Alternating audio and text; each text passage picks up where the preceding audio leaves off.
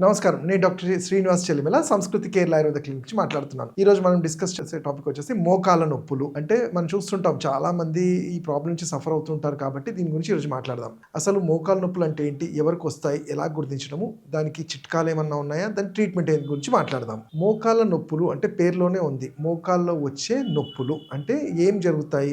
నడవడానికి కూడా ఇబ్బంది అవ్వడము, కాలు తీసి కాలు పెట్టడానికి కూడా ఇబ్బంది అవుతుంటుంది. అయితే ఈ మోకాళ్ళ నొప్పులు అనే దాని గురించి అసలు ముందు తెలుసుకుంటే ఇది అనటమికల్‌గా చూసుకుంటే 2 జాయింట్స్ మన బాడీలో ఉండే ఈ 2 ఎముకల కలయిక ఉండే సంధి ఆ జాయింట్‌నే పెటెల్లా అంటాము మోకాల్లో. అక్కడ ఉండే ఆ పెటెల్లా దాని లోపల ఉండే కార్టిలేజు ఆ 2 ఎముకలు రాసుకోవడం వల్ల వచ్చే వాపులు, దానివల్ల వచ్చే అరుగుదలనే ద ద క అరుగుదల వచ్చే వల్లనే ఈ మోకాళ్ళ నొప్పులని చూస్తుంటాం. అయితే ఎవరికొస్తుంది? జనరల్‌గా దీన్ని ఆయుర్వేదంలో చూసుకుంటే ఇదొక వాత వ్యాధి. అంటే వాతానికి సంబంధించిన వ్యాధి. దీన్నే సంధివాతము అంటాం. నేను ఇంతకు ముందే చెప్పినట్టు 2 ఎముకల జాయింట్‌నే సంధి అంటాం. ఆ సంధిలో వచ్చే వాపు ఏమవుతుంది? 2 జాయింట్స్ రాపిడి వల్ల కార్టిలేజ్ పేపర్ లాంటివి ఉండే కార్టిలేజ్ రప్చర్ అయ్యి ఒకదానికొకటి రాపిడి జరగడం వల్ల అక్కడ ఉండే కండరాలు, నరాలన్నీ కూడా వీక్ అయిపోయి ఈ ఎముక అనేది అరగడం స్టార్ట్ చేస్తుంది. దానివల్ల నడుస్తున్నప్పుడు కుంటినట్టు అవ్వడము, కాలు తీసి కాలు పెట్టాలన్నా చాలా పెయిన్‌ఫుల్‌గా ఉండడం చూస్తుంటాం. అయితే దీని లక్షణాలు ఏంటి? నేను అదే చెప్పాను గదా! కొంచెం పొద్దున్నే లెవ్వగానే పొ ప పిక్కలు పట్టేసి, కాళ్ళు పట్టేసి చాలా స్టిఫ్‌గా చూస్తుంటాం. అట్లానే పేషెంట్ మా క్లినిక్స్‌లో నడుచుకొని వస్తున్నప్పుడే మనం చూడొచ్చు. బో షేప్డ్ ఉండి ఒక కాలు పైకి లేపి ఒకటి చాలా కష్టంగా నడుస్తూ ఉంటారు. అలా అని కాకుండా మనకి మనం తెలుసుకునేది ఏంటంటే, మనం రెగ్యులర్‌గా మనం చేసే యాక్టివిటీస్‌లో ఇబ్బంది అవుతుంది అంటేనే అంటే లేసి నిల్చోవాలన్నప్పుడు గూడా ఏదైనా సపోర్ట్ తీసుకొని నిల్చుంటున్నాము. కాస్త దూరం వెళ్ళినా నొప్పిలాగా వస్తుందంటేనే ఇది ఏదో ఇబ్బంది ఉందనేది మనం గుర్తించుకోవాలి. ఎందుకంటే ఇంకో చిన్న వార్నింగ్ లాంటిది, ఒక చిన్న సజెషన్ లాంటిది ఏం చెప్తున్నానంటే, ఒక ఎముక అరగాలి అంటే అది 3-4 సంవత్సరాలు పడుతుంది. టక్కున మీరు ఏ రోజైతే ఎక్స్‌రేనో, ఎంఆర్ఐ తీస్తారో ఆ రోజు అరగవు. మరి మనం ఏం చేస్తున్నాము? చిన్న నొప్పే గదా! పెయిన్ కిల్లర్స్ తీసుకుందామా? రెస్ట్ తీసుకుందామా? ఏదో కొంచెం ఎక్సర్సైజ్ చేసేస్తే అప్పటికి తగ్గుతుందా అని చూస్తుంటాము. కానీ ఎప్పుడైతే మీకు నేను ఇంతకుముందు చెప్పినట్టు మన రెగ్యులర్ యాక్టివిటీస్‌లో మనకి ఇబ్బంది అవుతుంది. చేసే చిన్న పనులలో గూడా మనకి ఇబ్బంది అవుతుంది అంటేనే ఇది సీరియస్ ప్రాబ్లమ్ అని మీరు గుర్తించాల్సి ఉంటుంది. అయితే సీరియస్ ప్రాబ్లమ్ అంటే దానికి మందులో ట్రీట్మెంట్స్ అవసరం లేదు. మనం రెగ్యులర్‌గా మనం చేసే యాక్టివిటీస్‌తోనే ఈ వాత వ్యాధిని కొంత కంట్రోల్ చేయగలుగుతాం. ఎందుకంటే ఈ ఆస్టియోఆర్థరైటిస్ ఆఫ్ నీస్ మోకాల్లో వచ్చేదాన్ని ఆర్థరైటిస్ అంటాము. అంటే ఎముకలో వచ్చే వాపుని ఆర్థరైటిస్ అంటాం. మరి ఆర్థరైటిస్‌ని కట్టడి చేయడానికి ఎందుకంటే ఇట్స్ ఎ డీజనరేటివ్ ప్రాబ్లమ్ అంటాం. మన ఏజ్ ఎలా పెరుగుతూ ఉంటుందో ఎముక ఒక్కసారి అరగడం స్టార్ట్ అయితే అది అరుగుతూనే వెళ్తుంది. మరి ఆయుర్వేదంలో మేమేం చేయగలుగుతాము? దాన్ని కట్టడి చేయడం అంటే ఫర్దర్‌గా పెరగకుండా ఏదైతే డ్యామేజ్ అయింది ఫర్దర్‌గా డిటోరియేట్ అవ్వకుండా ఆపగలగాలి. అండ్ పెయిన్ మేనేజ్‌మెంట్ వీలైతే ఏజ్ చాలా మనకి కోఆపరేట్ చేస్తే ఏంటంటే కొన్ని సార్లు రీజనరేషన్ ఆఫ్ మజిల్స్ కానీ వీటిని చేయడానికి వీలవుతుంది. అయితే దాన్ని గుర్తించడం ఎలా అనేది ఇవి ఒక సింప్టమ్స్ వీటి వల్ల వీటితో కాకపోతే మోడర్న్ టెక్నాలజీ ఉన్న ఎక్స్‌రేస్ కానీ మనకు చూస్తే ఏంటంటే ఎక్స్‌రేలో మనకు క్లియర్‌గా తెలిసిపోతుంది. ఎంతవరకు మోకాళ్ళు అరిగాయని. దానికన్నా ముందే మనకి ఈ సింప్టమ్స్ ద్వారా మనకు తెలిసిపోతుంది. ఎవరిలో చూస్తాము? జనరల్‌గా ఆస్టియోఆర్థరైటిస్ ఆఫ్ నీస్ అనేది ఒక ఏజ్ రిలేటెడ్ డిజార్డర్ అంటాం. అంటే జనరల్‌గా 50 క్రాస్ అయిన వాళ్ళలో మన జుట్టు ఎలా తెల్లబడుతుందో మనం 30లో ఒకలాగా ఉంటాం, 40లో ఒకలాగా ఉంటాం, 50 ఇయర్స్‌కి వచ్చేసరికి ఎలా ఉంటామో శరీరంలో కొన్ని వియర్ అండ్ టియర్ వాటిలల్ల వల్ల కూడా జరుగుతూ ఉంటుంది. ఇది ఏజ్ వల్ల ఒకటైతే ఇంకొకటి ఏంటంటే అధిక బరువు. అంటే మనం చూసుకుంటే మన అనటామికల్ స్ట్రక్చర్ ఆఫ్ నీస్ చూసుకుంటే ఏంటంటే మన శరీర బరువు అంతా కూడా మోకాళ్ళ మీదే ఉంటుంది. మనము ఒక 5 కిలోలు పెరిగినా, 2 కిలోలు పెరిగినా, 10 కిలోలు పెరిగినా ఆ ఎక్స్‌ట్రా బరువంతా కూడా మన నడుము, మన మోకాళ్ళే భరించాలి. మరి ఆల్రెడీ ఏజింగ్ అవుతున్న వాళ్ళలో అధిక బరువు ఉండటం వల్ల ఇది ఇంకా డబల్‌గా అయ్యి తొందరగా ఇక్కడుండే మృదులాస్థి అంటాం. అంటే కణజాలాలు ఏవైతే ఉంటాయో ఆ మజిల్స్ అన్నీ కూడా దెబ్బతిని ఎముక మీద డైరెక్ట్‌గా ప్రెషర్ రాపిడి జరగడం చూస్తుంటాం. సో, నేను చెప్పేదేంటంటే అధిక బరువు ఒక కారణము. అలానే నేను చెప్పినట్టు ఏజింగ్ ఫ్యాక్టరు. ఇంకొన్ని సార్లు ఏంటంటే మనం తీసుకునే ఫుడ్ కూడా మనం తీసుకునే ఫుడ్ కూడా అంటే మనం చూడండి చాలా మటుకు నీ జాయింట్ పెయిన్ ఇది అనగానే ఒక కాల్షియమో ఇంకోటేదో విటమిన్స్ తీసుకుంటాం. మీరు అర్థం చేసుకోవాల్సిందంటే అవి తగ్గాయి. ఎందుకు తగ్గాయి? మన శరీరంలో లేక తగ్గాయా? అంటే మనం తీసుకునే విధానం వల్ల మన శరీరం అబ్జర్వ్ చేసుకోవట్లేదు అంటాం. దాన్నే వాత వ్యాధి అంటాం. అంటే ఇక్కడ మన గట్ అనేది చాలా ఇంపార్టెంట్ రోల్ ప్లే చేస్తుంది. మన స్టమక్.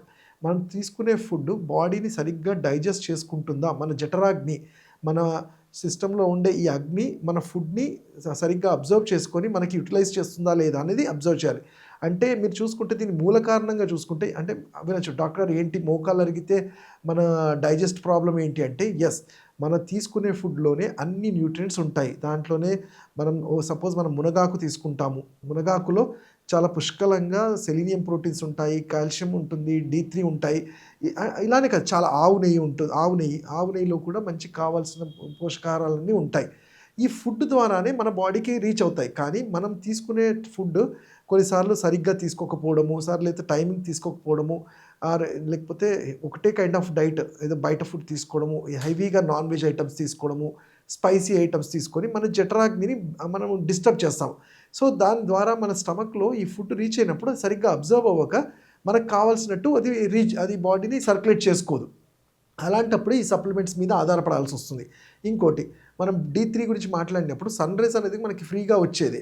రోజు మనము కొంచెంసేపు ఎండలో నిలబడగలిగితే ఆ సన్‌రైజ్ బాడీకి అబ్జర్వ్ చేయగలిగితే అప్పుడు మీరు ఏదైనా ట్యాబ్లెట్ తీసుకున్నా అది బాడీ మెటబలైజ్ చేసుకోగలుగుతుంది. అది ఏది చేయకుండా ఉట్టి ట్యాబ్లెట్స్ మీద డిపెండ్ అయితే definitely you will end up with surgery అంటాం. అయితే ఇక్కడ ఇంకో క్వెషన్ వస్తుంది, సర్జరీ అన్నాను కాబట్టి చెప్తాను.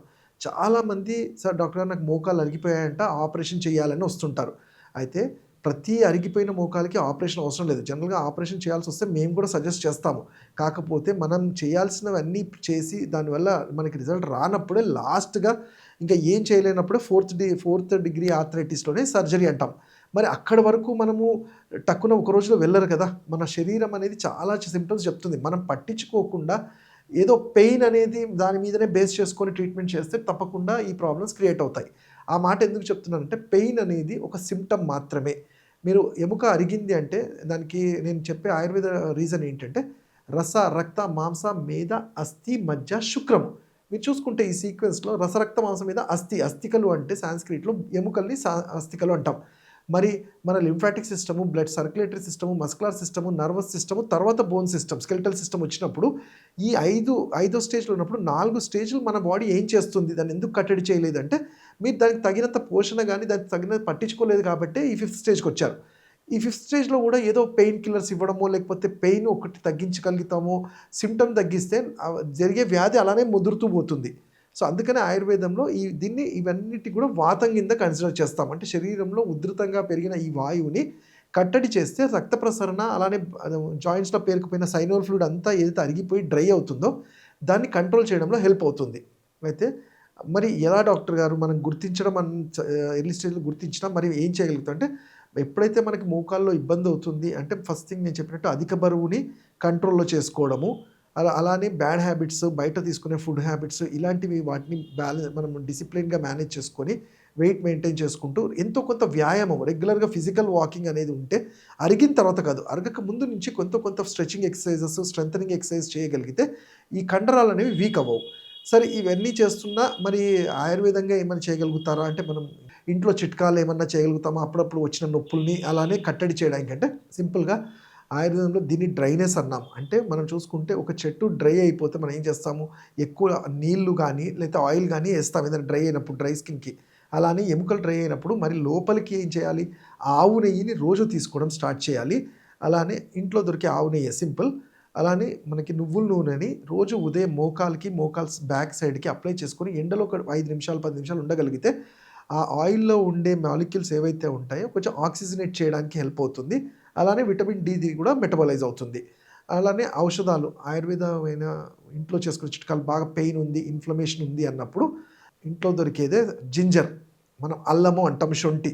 దీన్ని బాగా పేస్ట్‌గా చేసి అన్నాన్ని బాగా మెత్తగా బాయిల్ చేసుకొని కొంచెం పాలు మిక్స్ చేసి ఈ జింజర్ పేస్ట్‌ని అలానే ఎగ్ వైట్ కూడా కలిపినా కానీ చేసి వీటన్నిటిని పేస్ట్ లాగా చేసి ఎక్కడైతే వాపు చాలా పెయిన్ ఉందో అక్కడ లేపనం లాగా చేసి కట్టడం వల్ల కండరాలకు కావాల్సినంత ఆక్సిజనేషన్ పెరిగి ఆ వాపును కూడా తగ్గిస్తుంది.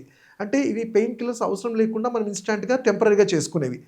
కానీ పర్మనెంట్‌గా దీన్ని మనం కట్టడి చేయడానికి ఆయుర్వేద ఔషధాలైన రాస సప్తకం అని కానియండి, గుగ్గులు, యోగరాజ గుగ్గులు వాతాన్ని కట్టడి చేయడం, అలానే జరిగిన డ్యామేజెస్‌ని ఆపడము. వీలైనంత వరకు ఒకవేళ చాలా చిన్న ఏజ్‌లో ఏమన్నా డ్యామేజెస్ జరుగుతుంటే దాన్ని రీజనరేట్ చేయడానికి హెల్ప్ అవుతుంది. వీటితో కూడా కానప్పుడు ఆయుర్వేద చికిత్సలైన పంచకర్మ కన్నా ముందు చేసే పూర్వకర్మాలు జానుబస్తి అంటాం. అంటే మోకాలు చుట్టూ పిండి లాంటిది పెట్టి ఆయిల్స్ని దారలాగా వేయటము, పొట్లీలు కొన్ని మందులతో చేసిన పొట్లీలు అప్లై చేయటం వల్ల ఎప్పుడైతే వేడిగా అవి అప్లై చేస్తామో, మరీ వేడిగా కాదు, వామ్గా ఉన్నప్పుడు కండిషన్ అప్లై చేయగలుగుతామో ఈ కండరాల్లో ఉన్న ఆ స్టిఫ్నెస్ ఏదైతే బ్లడ్ పంపింగ్ ఆగిపోయి ఉంటుందో దాన్ని మళ్ళీ సర్క్యులేట్ చేయడానికి హెల్ప్ అవుతుంది. అలానే జనరల్గా మనం ఇంట్లో చేసుకునేది ఏంటి, వావిలాకు, ఆ మునగాకు, ఆముదమాకు ఇవి మనకి చాలా ఈజీగా దొరుకుతాయి. స్నానం చేసే ముందు కొంచెం వేడి వాటర్లో అవి వాటిని వేసి కొంచెం సేపు ఉడకబెట్టినా, లేకపోతే వాటిని వేసి ఆ నీళ్ళతో స్నానం చేయటం వల్ల కూడా మన మజిల్స్కి కావాల్సినంత రక్త ప్రసరణ సర్క్యులేట్ చేసుకొని పెయిన్స్ని తగ్గించగలుగుతాయి.